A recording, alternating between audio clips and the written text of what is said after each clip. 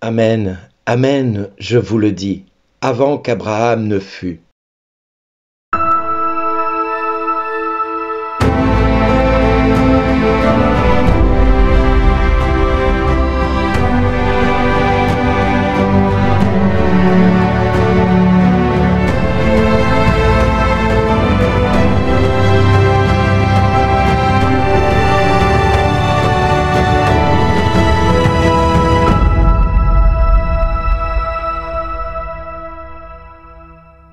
Aujourd'hui, le message vous est adressé par Bernard Dille. Bonjour les amis. Jésus est-il devenu fou? Est-il devenu complètement insensé? A-t-il perdu la raison? Où et pourquoi surtout a-t-il osé dire une telle phrase à des Juifs? Une phrase qui va le propulser dans quelque chose que nous ne voulons pas vivre nous-mêmes, mais dont lui sait que c'est le chemin par lequel il doit passer. Ce Jésus de Nazareth nous pose question ce matin. Sommes-nous les disciples de quelqu'un qui est devenu fou à un moment donné? Parce que la logique de Jésus est d'annoncer quelque chose qui est complètement impensable pour la simple et unique raison que déclarer d'être là avant qu'Abraham n'existe, et en plus, citer le seul nom qui était interdit à la prononciation, seul le grand prêtre avait le droit de le prononcer une fois par an, lui va le dire, de lui, je suis. Ce nom-là, seul le grand prêtre avait le droit de le dire une fois par an. Et lui se déclare être je suis. Non mais vous vous rendez compte de la folie de Jésus? Jésus est devenu fou. Jésus est devenu fou. Il ne sait pas ce qu'il fait. Il ne sait pas qu'en disant ça, il met les Juifs en colère et qu'il va finir par mourir et mourir sur une croix. Mais il ne se rend pas compte de ce qu'il est en train de faire là. Est-ce que Jésus est fou? Je ne le pense pas. Alors, cela résonne dans mon cœur comme étant quelque chose qui doit aujourd'hui... Et je suis désolé si je vous choque, si je vais vous choquer, et je vous demande humblement pardon. Je vous souhaite une belle journée, mais je vous en prie, écoutez ce que je vais dire, non pas avec votre intelligence, mais avec le cœur surtout. Parce que sinon vous allez passer à côté du message. Oubliez toute votre logique pendant quelques minutes. Et écoutez ce que Jésus déclare de lui. Si je me glorifie moi-même, ma gloire n'est rien. C'est mon Père qui me glorifie. Lui dont vous dites, il est notre Dieu, alors que vous ne le connaissez pas. Moi, je le connais. Et si je dis que je ne le connais pas, je serai comme vous, un menteur. Mais je le connais. Et sa parole, je la garde. Et c'est là où moi je veux en venir pour chacun de nous. Est-ce que tu connais Dieu réellement? Est-ce que ton Dieu, tu prétends le connaître? Tu es certain de le connaître. Oui, tu vas à la messe tous les jours, tu vas à l'adoration tous les jours, tu vas faire le chapelet tous les jours. Mais oui, moi tu sais, je suis pas né de la dernière pluie, ça fait tant d'années que je suis le Seigneur. Et je sais, oui, mais ça c'est ton orgueil qui sait ça. Dieu te dit-il une telle chose? Il dit pas que ce que tu fais n'est pas bien. Non, il te dit simplement, ok, tu prétends me connaître, mais tu diriges encore ta vie. Tu dis à Dieu comment il doit faire dans ta vie pour que cela change. Tu continues à dire à Dieu sans cesse que tu vas à tel endroit, tu vas faire tel ceci, tu vas rencontrer tel serviteur de Dieu, tu vas faire ceci, tu vas faire cela, parce que tu as besoin que la situation de ta vie, elle change. Et amen, c'est un droit que tu as et que Dieu respecte. Mais tant que tu raisonnes ainsi, Dieu ne peut rien faire dans ta vie. Alors vous allez me dire, mais Bernard, c'est facile de parler, tu ne vis pas ce que je vis au quotidien. Toi, tu as ceci, toi, tu as cela, toi, tu as ceci, tu as cela. Ça, je l'entends tout le temps, tout le temps. Mais qui parmi vous vit ce que je vis au quotidien depuis tant d'années? En 2005, quand je suis arrivé dans le diocèse où j'habite, l'évêque a envoyé un courrier à mon évêque disant qu'il ne voulait pas me recevoir. De ce fait, l'évêque en poste à l'époque m'a dit, Bernard, je ne peux pas te donner de mission. Point. Pas de discussion possible, pas de discussion possible. Ok. Et tout le monde me dit, Bernard, il faut que tu ailles défendre ta cause auprès de l'évêque. Mais je dis, mais tu crois pas que Dieu le sait Tu crois pas que Dieu le sait, ça? Alors tout le monde me dit, mais il faut que tu trouves une solution, il faut que tu te battes, il faut que tu argumentes, il faut que tu cherches ce qui s'est passé dans l'histoire de l'Église, ceci, cela, que tu défendes ta cause. Ok, c'est très bien. Tu as raison, tu as raison, tu as raison. Et tu as raison dans les grandes lignes. Mais est-ce que c'est à moi de me défendre? Ou à Dieu de me défendre? Alors, beaucoup de personnes m'ont dit, mais il faut que tu fasses ceci, il faut que tu fasses cela. Oui, voire même change d'église. Mais est-ce que l'herbe est plus verte ailleurs qu'ici? Non, elle est pareille. Et là, beaucoup m'ont dit, mais Bernard, il faut que tu fasses ceci, il faut que tu te battes. Et vraiment, ils martelaient cela en permanence dans mon quotidien. Et moi, je leur disais, mais mon ami, Dieu le sait. Dieu le sait. Quand j'ai reçu cette lettre de cet évêque qui ne voulait pas m'accueillir, je me suis mis à genoux et je dis, Seigneur, je ne comprends pas pourquoi. Qu'est-ce qui s'est passé? Qu'est-ce que j'ai fait? Est-ce que je t'ai déplu? Et j'ai dit, mais Seigneur, je ne sais pas où tu me conduis.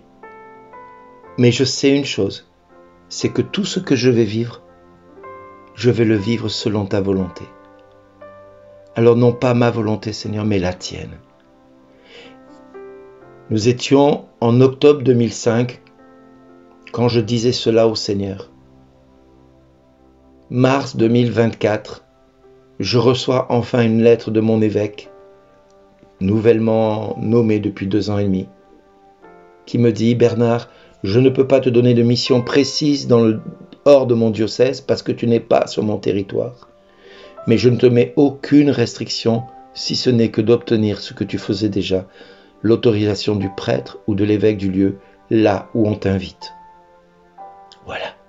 Aucune restriction particulière. En clair, il me rend ma liberté et me rend ma liberté de conscience, de servir Dieu en toute obéissance à ce que l'Église demande, en ce que l'Église enseigne, parce que j'ai été ordonné pour annoncer la parole de Dieu partout et auprès de tous. Voilà. 2005-2024. Et pendant tout ce temps, j'ai dû attendre,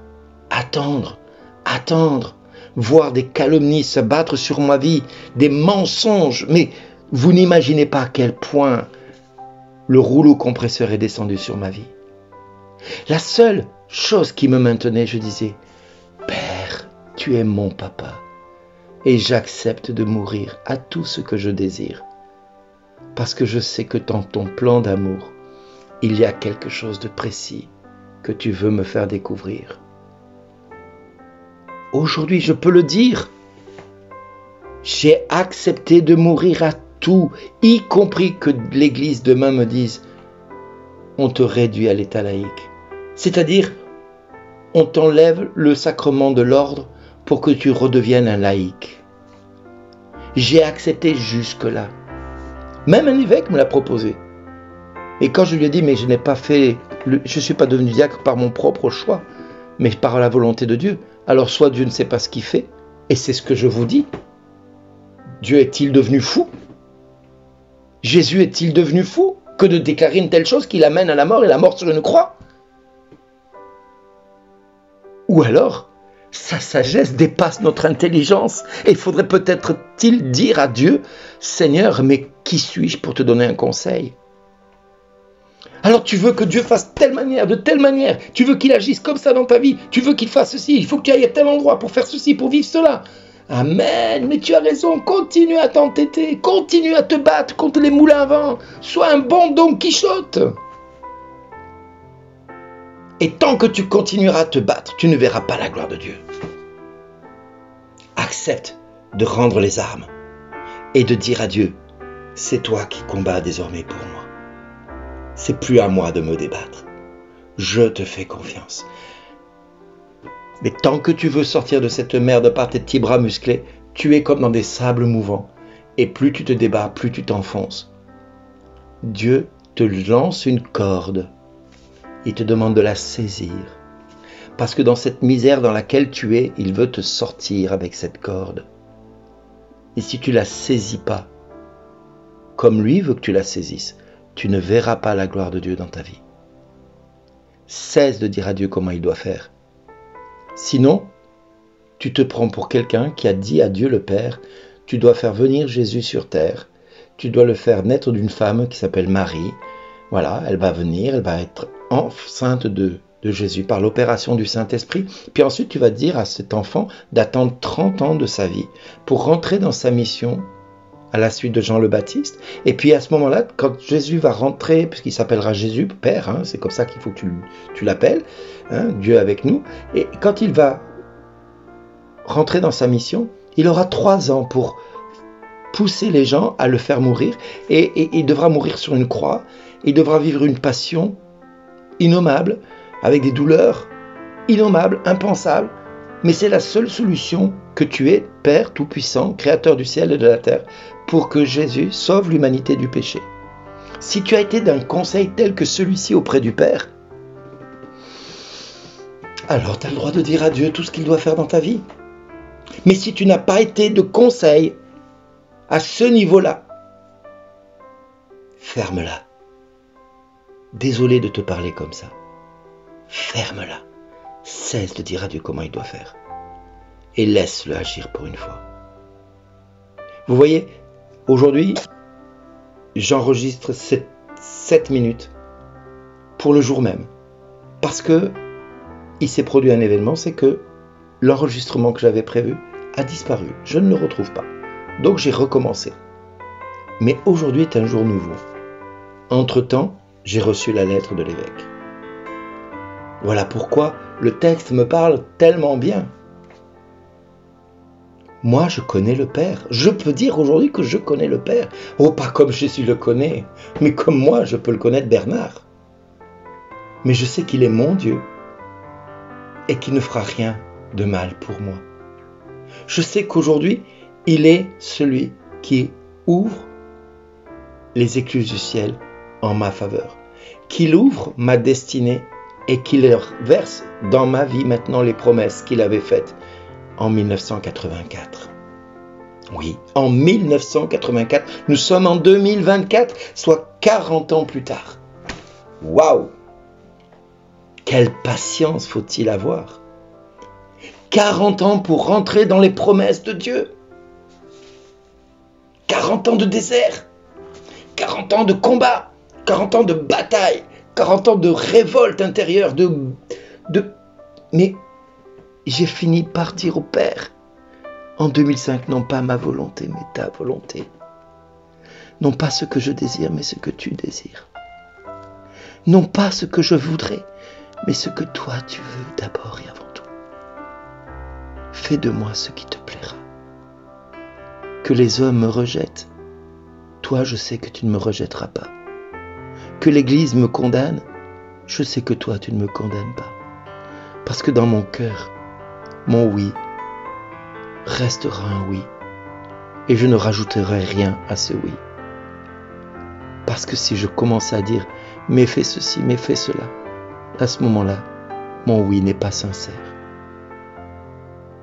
Mes amis, c'est parce que j'ai vécu ce oui et ce renoncement à tous ces mais que je mettais dans ma vie qu'aujourd'hui, je vois les promesses de 1984 venir jusqu'à moi et m'atteindre. Et je vois la parole de Dieu dans Deutéronome 28 commencer à se réaliser. Alors je veux entraîner ma famille dans cette promesse-là. Je ne suis pas sûr qu'elles suivent derrière moi. Mais moi maintenant, je les suis ces promesses. Elles sont devant mes yeux. Et je vais les vivre, les unes après les autres. Je vais les suivre, quand bien même ceux qui sont autour de moi pourront dire « il est devenu fou ». Mes amis, le temps est venu où vous devez dire à Dieu, non pas ma volonté, mais ta volonté. Alors vous pourrez peut-être prétendre à dire à Dieu, waouh Seigneur, comme tu es grand, comme je commence à te connaître, et combien tu es grand. Alors viens te glorifier dans ma vie. Et c'est ce que je dis aujourd'hui. Mes amis, ces 7 minutes sont plus longues que d'habitude. Parce que j'ai vraiment dans mon cœur le désir de vous dire, cessez de vous battre contre vous-même. Laissez toutes ces batailles à l'ennemi qui veut vous occuper l'esprit, qui veut vous empêcher d'être ce que vous devez être, de vivre ce que vous devriez vivre. Laissez le diable avec ses propositions malsaines. Laissez-le. Regardez le Christ. Regardez-le. Gardez les yeux fixés sur lui. Et entrez dans la destinée à laquelle vous êtes appelés. Mes amis, beaucoup se sont détournés de moi. Beaucoup m'ont rejeté. Beaucoup ont jeté des calomnies sur ma vie. Et quand je dis des calomnies, c'est vraiment des calomnies. Même par des hommes de Dieu qui ont menti à mon sujet. Mais je leur pardonne, parce que ce sont des hommes avant tout. Et aujourd'hui, Dieu est devenu ma citadelle. Je ne crains plus personne désormais. Je ne crains ni personne, ni qui que ce soit, et encore moins le diable, parce que je sais qu'il a perdu la guerre. Il n'a pas perdu la bataille, il a perdu la guerre sur ma vie. Désormais, il ne pourra plus rien contre moi. Je le sais. Oh, il a jeté ses dernières griffes ces dernières années.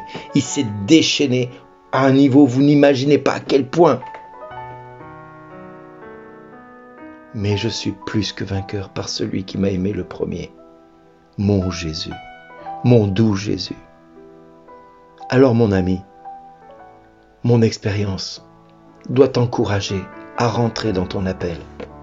Mais pour cela, accepte de renoncer, de dire à Dieu comment il doit faire dans ta vie. Meurs à tous tes désirs, à toutes tes solutions humaines que tu cherches.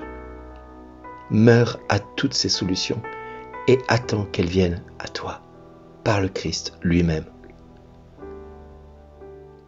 Il y a 2 ans et demi, quelqu'un me disait, tu vois, il faut que tu prennes exemple sur ce qui s'est passé dans l'église, dans l'histoire de l'église. Il faut que tu argumentes ceci, il faut que tu argumentes cela. Cette personne, je l'aime profondément et je prie tous les jours pour elle, parce qu'elle voulait m'aider. Mais parce que j'ai refusé de faire comme elle voulait, elle s'est détournée de moi. Je la respecte et je l'aime encore d'autant plus. Parce que je sais que ce qu'elle a dit, c'était son intelligence humaine qui parlait, qui voulait prendre soin de moi. Mais elle n'a pas compris que quelqu'un déjà prenait soin de moi, mon Seigneur et mon Dieu. Que pourrait un homme contre moi si Dieu est pour moi? Que pourrait le diable contre moi si Dieu est pour moi? Oh, il peut essayer de ravager ma vie. Il peut me faire perdre tout ce que j'ai, y compris ma femme et mes enfants. Il peut me les enlever. Je sais aujourd'hui qu'il ne pourra pas m'enlever l'amour que j'ai pour mon Seigneur. Ça, il ne pourra pas l'enlever. Parce que désormais, je sais que Dieu est tout-puissant.